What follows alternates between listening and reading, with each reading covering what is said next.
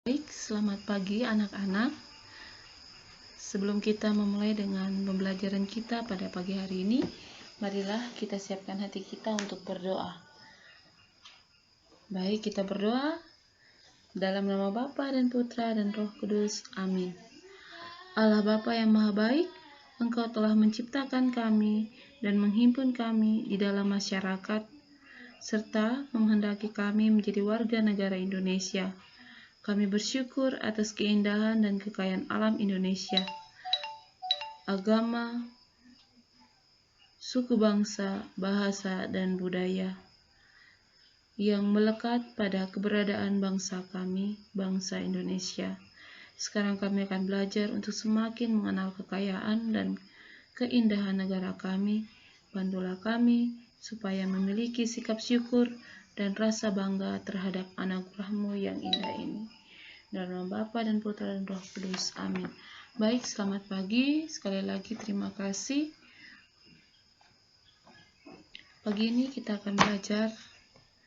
Guru berharap anak-anak semua yang berada di rumah dapat mengikuti pelajaran agama Katolik dan budi pekerti ini dengan baik. Baik, kita lanjut ya. Pelajaran pertama kita, pribadi peserta didik dengan lingkungannya, dengan subtema, aku bangga dan bersyukur atas keanekaragaman dan kesatuan bangsa Indonesia. Tujuan pembelajaran kita, di sini anak-anak atau para peserta didik dapat menyadari bahwa dirinya merupakan bagian dari suatu tatanan masyarakat yang disebut bangsa dan negara. Langkah pertama dalam pembelajaran kita adalah mendalami keanekaragaman nyanyian, tarian, rumah adat, makanan, adat istiadat di berbagai daerah di Indonesia. Baik, bangsa Indonesia merupakan bangsa yang beraneka ragam. Bangsa Indonesia terdiri dari berbagai suku bangsa dengan bahasa dan adat istiadat, masing-masing yang ribuan jumlahnya. Keanekaragaman tersebut merupakan kekayaan yang tidak ternilai. Banyak warga dunia tertarik akan berbagai kekhasan daerah dan suku bangsa di Indonesia. Misalnya tarian saman, tarian kecak, musik gamelan, dan wayang.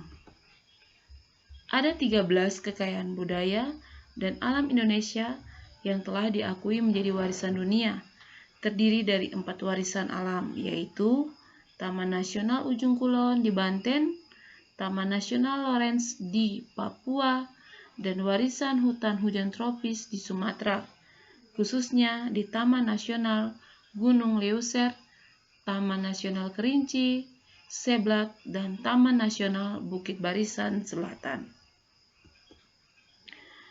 Selain itu juga ada 4 warisan cagar budaya, yaitu Candi Borobudur, Candi Prambanan, Situs Prasejarah Sangiran, dan Lanskap Budaya Provinsi Bali, Sistem Subak sebagai perwujudan filosofi Trihita Karana, serta 5 warisan karya budaya bukan benda, yaitu wayang sebagai masterpiece of the oral and heritage, batik sebagai masterpiece of the oral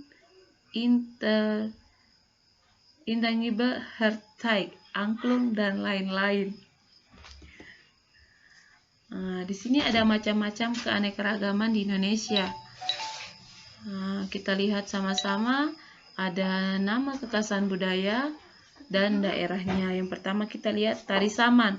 Tari saman ini berasal dari daerah Nangro Aceh Darussalam. Ada subak. Di sini sistem pangeran di Bali. Ada bika Ambon, ini salah satu nama makanan ya. Ini berasal dari Sumatera Utara.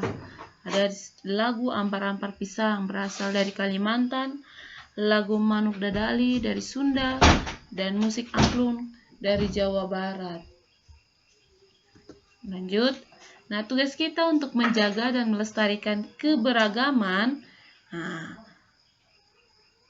Keberagaman Indonesia dan beberapa yang diakui dunia tersebut harus dijaga, dilestarikan, dan dikembangkan seperti yang telah dilakukan oleh berbagai tokoh budaya, seperti Mang Ujo yang menjaga, melestarikan, dan mengembangkan kesenian angklung.